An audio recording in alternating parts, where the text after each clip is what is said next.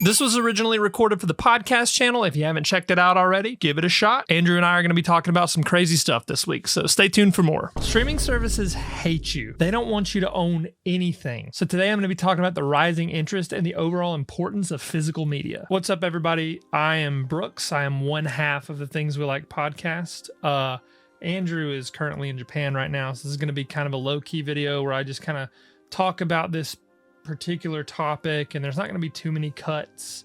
I just want to kind of go straight off the top of the dome. We love you, Andrew. Hope you're having a great time in Japan.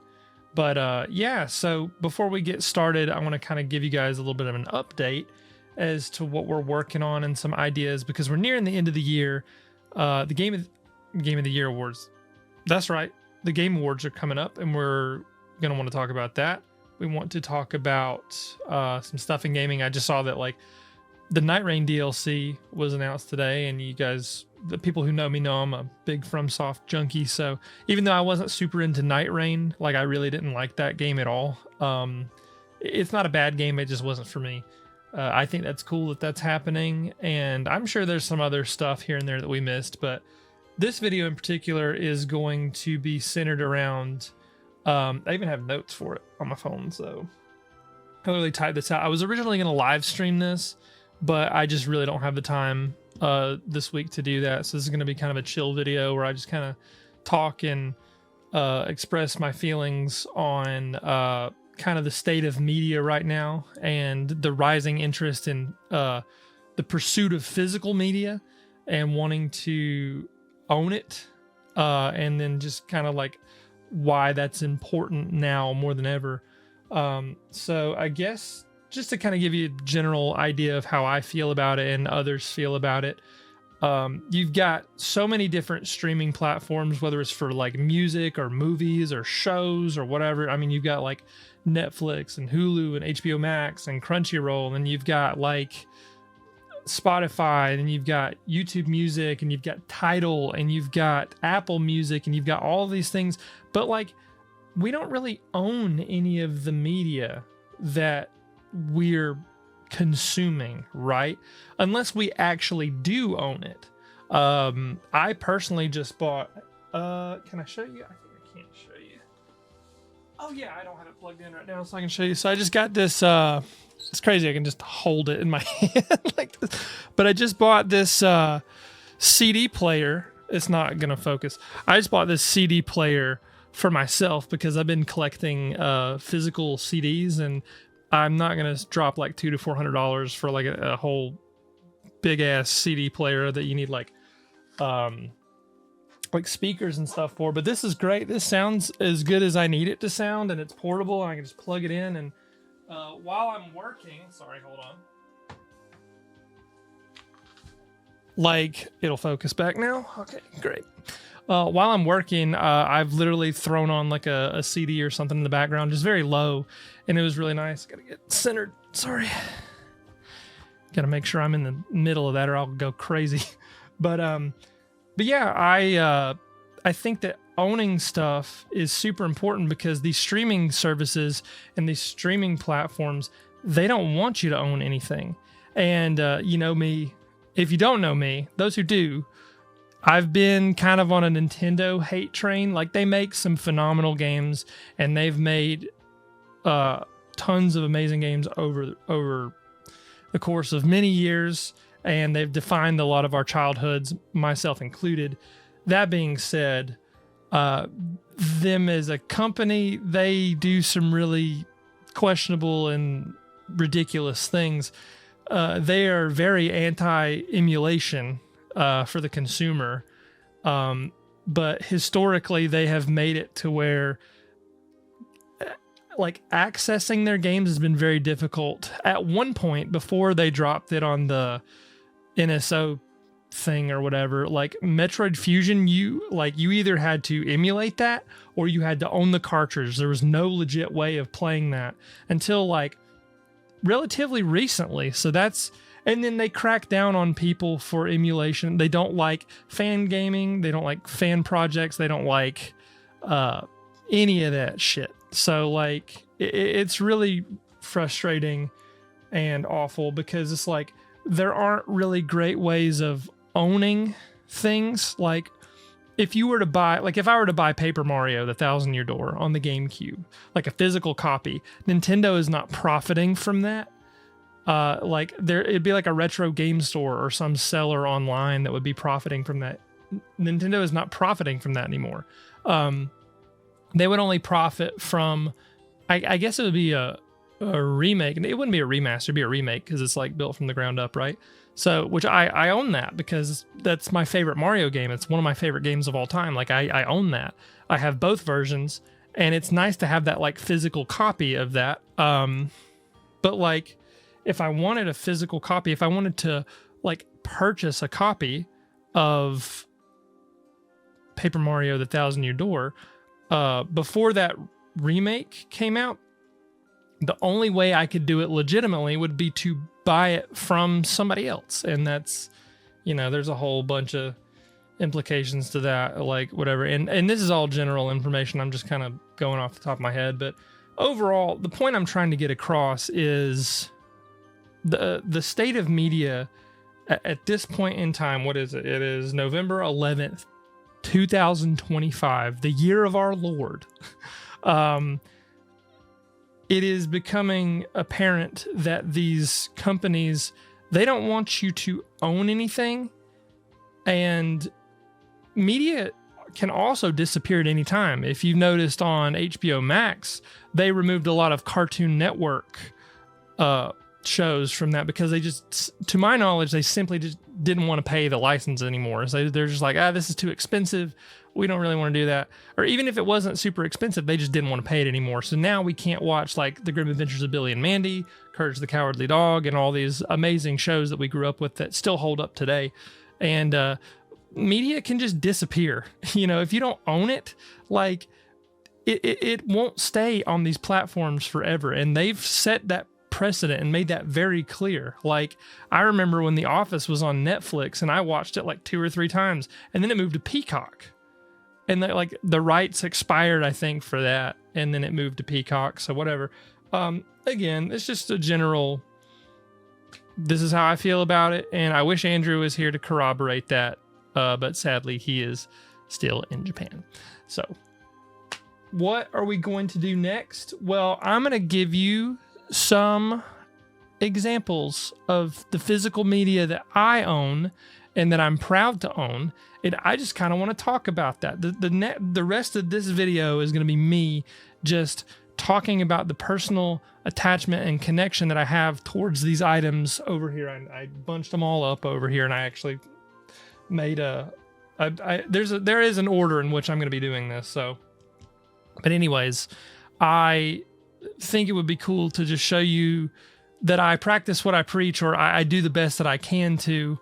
And I collect physical media, and I've been doing it a lot more recently because my CD collection, I want to do separate videos for every type of media that I own, whether it's books or movies or like shows, or I'd probably do like TV and movies and shows all in one because I don't really have that many.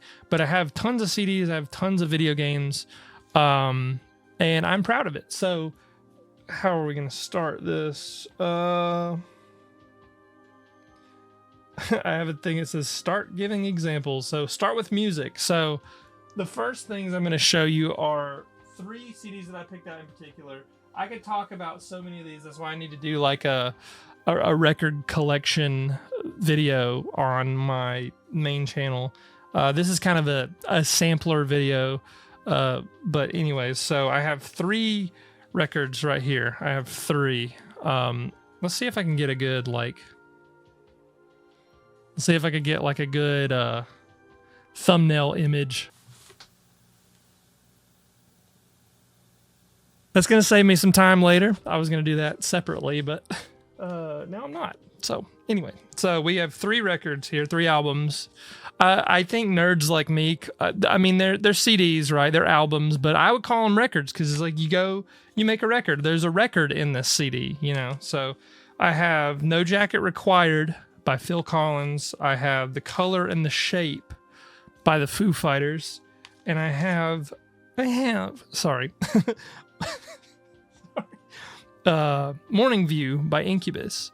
The reason that I picked these two in particular is because these are the first two albums that I bought with the first money that I ever earned from my first job. Like I had some money and I went to Best Buy specifically, and they were just there. And I love these two bands. I love Incubus, and Foo Fighters are my favorite band of all time.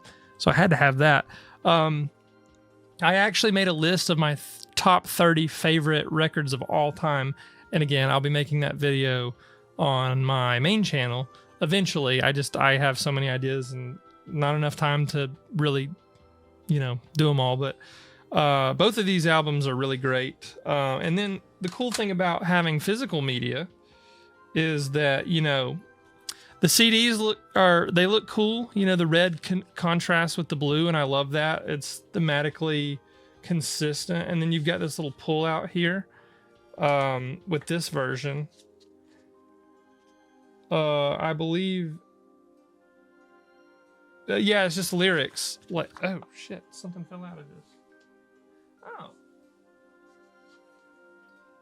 Also available, and it's got this cool little thing where it's got the rest of their albums on there. That's cool. So this came out around. I'm assuming this came out around the time that In Your Honor and Skin and Bones was out, which that's their live acoustic-ish album. Everywhere But Home. And then they have like a live DVD, which is cool. But yeah, you got lyrics in here. It's got kind of like a little synopsis of the band, and there's Dave and Nate and Pat. And you get some credits back here. That's just really cool. And you don't get this on streaming services, so I think it's really cool. And this record, this is not my favorite Foo Fighter record. My favorite Foo Fighter record is Echo, Silence, Patience, and Grace, which I do. That's my favorite record of all time. I've determined that. But yeah, this is cool. And then there's like paper ones, and then you have like the actual CD cases, which I prefer the CD cases. We'll go ahead and open up Morning View here to see what we got. Like, yeah, there's just cool stuff on the inside. The CD's cool. What the heck? Oh, I thought there was something on it, but that's just the band logo. The reason that I picked No Jacket Required is I inherited this from my dad. So this is cool. It's like the deluxe versions of the reissued versions have the older Phil Collins on it, but this has the younger Phil Collins, and it's cool. It stands up like this. It's like sideways. I don't know if that's the point. I didn't mess with this personally, but like I don't think it's supposed to be that way. But let's open this up and let's see what we got. I think we just got lyrics here. That is so fucking cool. It's just Phil Collins just there. And this has a little disclaimer about compact discs. Sorry. So there's that. And that would have been the new format at the time, or a newer emerging format. As opposed to like vinyls, which we will be getting to that. Check that out. I wonder if you could see. Hold on, I think I can make it visible. But yeah, like that's just so cool. This isn't like a newer one either. I don't know if you were to buy this album new, if it would look like that, or the reissued version. If you find the reissued version, there we go. It's good now. So, anyways, on the topic of music, let's get into the vinyls that I have. I do not have a vinyl record player yet. I just don't really have the room for it, and I don't want to drop the money on that right now.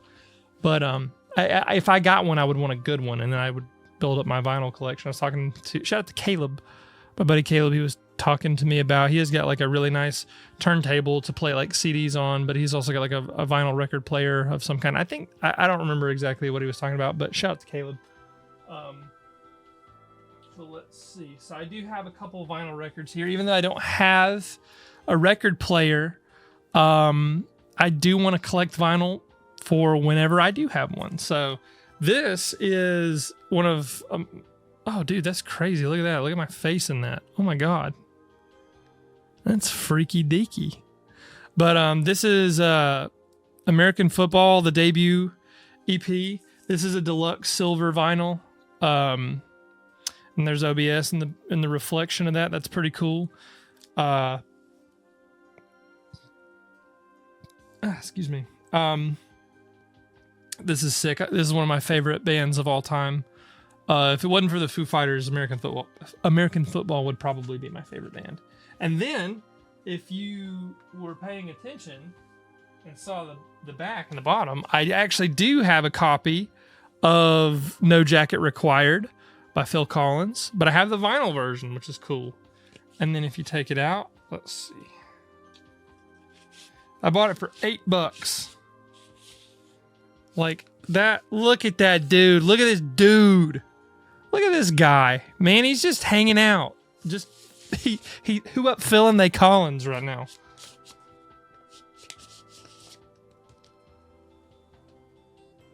All right. So music wise, and again, I don't have a vinyl record player. I also have a few more. I think I have Koi no Yokon by Deftones. I have Sports by Huey Lewis and the News, and it's like very beat up and old, so I don't want to mess with that. I also have the Brendan O'Brien mix of 10 by Pearl Jam, and I think that like that's a really, really good alternate mix of that album, and I like it a lot. So let's go to what's next on my list. I did music, I did vinyl. Let's talk about movies. Oh my God. Cool Cat saves the damn kids. Cool Cat saves the damn kids. And I have it right here. Cool Cat saves the kids. I do own this. And yes, I am ashamed. Also, I got this at a thrift store. Check this out. Destroy All Planets Gamera. Isn't that cool? Like, Gamera is basically like another kaiju, Japanese creature character, but it's like a kid-friendly superhero kaiju. Really cool. So this has, this is a double feature. Destroy All Planets and Monster from a Prehistoric Planet. So this is really sick. I love stuff like this. I love Godzilla. You know, a big kaiju guy, but I also have let's do movies and shows. I saw Breaking Bad, the complete season or the complete series the other day, and I also saw like South Park seasons 1 through 10, and I gotta have those. I have to own those, and I will own those. Damn it, I will own those. Damn it. But what I got for a really great deal at Walmart is Yu Yu Hakusho, the entire series. Like, this is season 1 through 4. It's a relatively short-ish anime. It's only like 100 episodes, which compared to like One Piece or whatever, or like JoJo. Like, JoJo's got a couple hundred. It's got like from parts 1 through 5. Like, Stardust Crusaders is pretty long, and Golden Wind is pretty long too. But now I have this, and I can have this forever. I don't have to have Crunchyroll to experience this. Yu Yu Hakusho, I mean, for those of you who are unaware, it's on me forever. This is one of my favorite animes of all time, and I need to get this touched up actually. But this is one of my favorite animes of all time. I'm dedicated to the craft of Yu Yu Hakusho, and I love that. Also, I get to write that off. I get to write it off. It's a tax write-off because I put it in this video. So that's awesome. Let's talk about books next. That's me, books. I had this one book, a very profound piece of work called Meow by Sam Austin. And fun fact, this guy spells his name like I do. That's my first name, and it's spelled A-U-S-T-E-N. And he wrote this legendary novel. Let Let me just read you. This is an excerpt from Meow of page 168. Meow, meow, meow. Meow, meow, meow, meow, meow, meow, meow, meow, meow.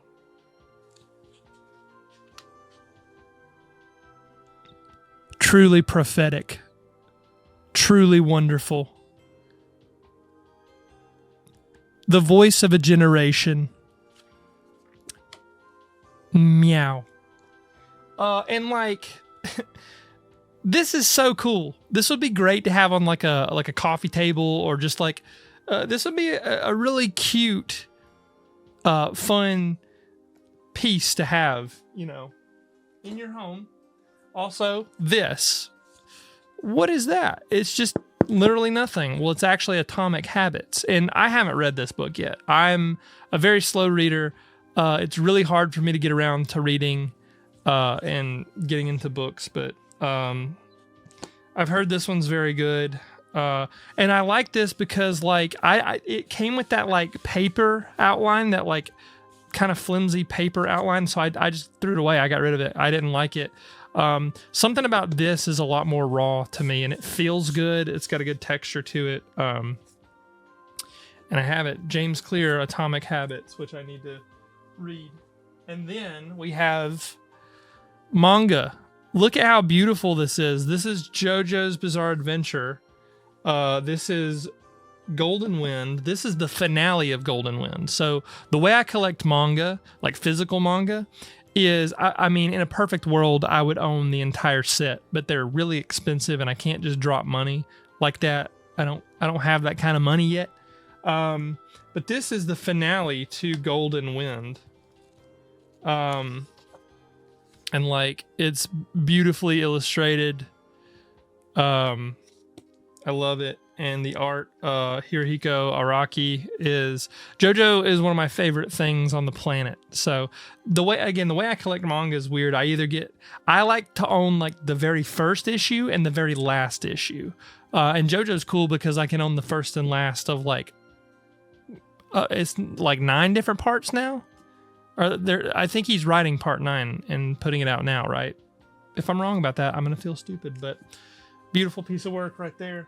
Love it. And again, I suck at allocating time to reading, but I also have manga. I have some stuff from Junji Ito. I also have classics like The Shining and 1984. I have stuff like that. Let's go to video games next. I think that's what I have. Yeah, gaming. So I had some examples on here before, but I almost completely deviated from this. I went into some weird territories with that. Check this out. So this is let me clean that screen off.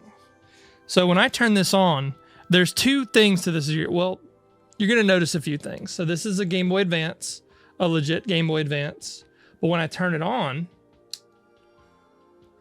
that screen is a lot brighter than it should be, right? Not compatible with Game Boy Player. So what I have in here, the cartridge that I have in here is it was a Game Boy Video. This is an episode of Sonic X, just on.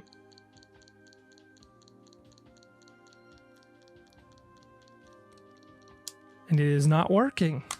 Let's try it out.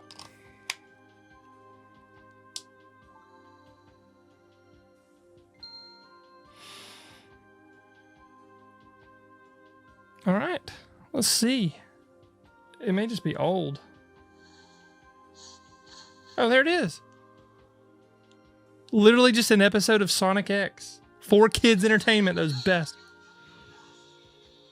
Look at that. Ain't that crazy?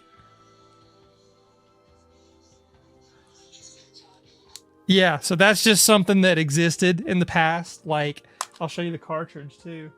You could just watch Sonic X. Yeah, look at that. You could just watch Sonic X on your Game Boy Advance, or an episode of it. A Super Sonic Hero. Pretty cool. And what else do I have? My stack of stuff. Dylan would love this. My buddy Dylan, shout out to United Gamer. Donkey Kong 64. I mean, it's just one of the greatest of all time. And I have a lot of connection to that because that's one of Dylan's favorite games, and he's my childhood best friend, and we're still friends to this day. We also share our love of Pokemon, and this is the Japanese version of Pokemon Platinum. I got this because the Japanese version released first, and then the American version came out, and I was obsessed with Diamond and Pearl. Dylan and I played that a lot growing up together, and then now I own the Japanese version, and I have the American version as well, but this is just really cool. And then like you've got, get the cartridge, and you've got all this cool stuff, and they just don't really make stuff like this anymore because like I loved reading the pamphlets and I loved reading the instructions. Like they had so much cool stuff in here. Like check this out. Like a bunch of cool Japanese stuff, and then Nintendo Wi-Fi connection, which is like this is no longer in service, I believe. It's pretty cool having this like Japanese media. And then you've got the pamphlet or the guide with it, and they made these cool, like let me see. Maybe this is the point to where they like stopped making them as cool, but like if you have the Pokemon Ruby and Sapphire ones, like these are pretty cool and detailed, and I like that. The ones for the Game Boy Advance were a lot better. When they started getting to the DS, they started kind of like becoming less cool. I might have one. I have a bunch of other DS games, but I don't want to look for it now. But just to prove the point that like there's so much cool stuff that you got from this, and we just took this for granted. Also, in these cases, remember these? You could put a Game Boy Advance cartridge. I used to keep Emerald in here with this, so you could have a Game Boy Advance game. And I have like if I have Castlevania Portrait of Ruin, I would keep Aria of Sorrow in there, so that was pretty cool. And then we have this Banjo-Kazooie. I also have Banjo-Tooie, I believe. But Banjo-Kazooie is just right in here. Just right there. Let's focus that. There we go. Banjo-Kazooie right there. And then we got this really cool box that it comes in. I think I bought this used. Wow. $9.99. $10 for this used. And I get the box and everything. That's just so cool. I love that. Oh, wait. Actually, no. One last thing I'll show, and then this video will be over. Thank you guys for sticking around if you have for this long. Well, you have all this physical media. Do you have ways to play it? I do. I won this at a daycare. This was given away. This is where I met Dylan at the daycare that this was given away at. And I've had this ever since, and it still works. It's still great. It's in really good condition. It's got the expansion pack in it, so I could play Donkey Kong 64. It's a little beat up, but it's still in great condition. Still works. I have an HDMI adapter for this as well somewhere, but like, yeah, I just, this is important to me. This piece of hardware is super important to me because it takes me back to a time that was like just super innocent. Like I didn't have to stress as much. Like I didn't really even know what stress was. They had some kind of raffle at the daycare that I went to. And again, I met Dylan there, and I've shared a lot of really good memories with a lot of people there. And without that place, I most likely wouldn't be here talking to you the way I am. So this is extremely significant. And this is why physical media is awesome. It's because like you get to like cherish memories and like hold it in your hand, and it's so awesome. Like I could get emotional if I kept talking about it like that. But that's pretty much it. I just wanted to express how I felt about the state of media the way it is right now with all these streaming services, and how like unless somebody just straight up stole this from me, like these things are mine. I own them. I can mod them without some dickhead company bricking them. You know what I mean? And like, if people try to take away certain things from you or I or us as a collective, we have it. And that's a good thing. If they try to remove certain things or remove certain information, we still have it. We have it in books. We have it in movies. We have it in shows. We have it in even video games. Art is a reflection of culture and ideas, and it's so important to have them on hand at all times.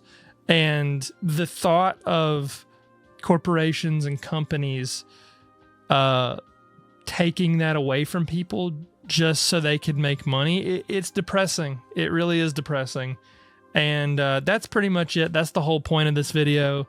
I think the pursuit of physical media, the pursuit of owning physical media, is becoming more and more and more popular nowadays because of the state of the world and the way media is currently right now. So thank you guys for listening. Thank you guys so much for making it this far. If you have just a little end portion of this, Andrew and I are cooking up some ideas behind the scenes. We have some cool stuff planned, and I think, I do think it, and I know that 2026 is going to be a good year for the channel. We've grown pretty significantly over the past year, just like doing short form content, and more people have found our stuff. We're up to like 220 subs, I think, at this very second. So again, thank you guys so much for supporting what we do. We love you guys, and we love you, Andrew. We miss you. And I'd love to do like a little recap of this whenever you get back, just to share your thoughts. And we're going to keep going. We're going to keep cooking, and it's going to be awesome. So stay tuned for more. We'll see you guys next time.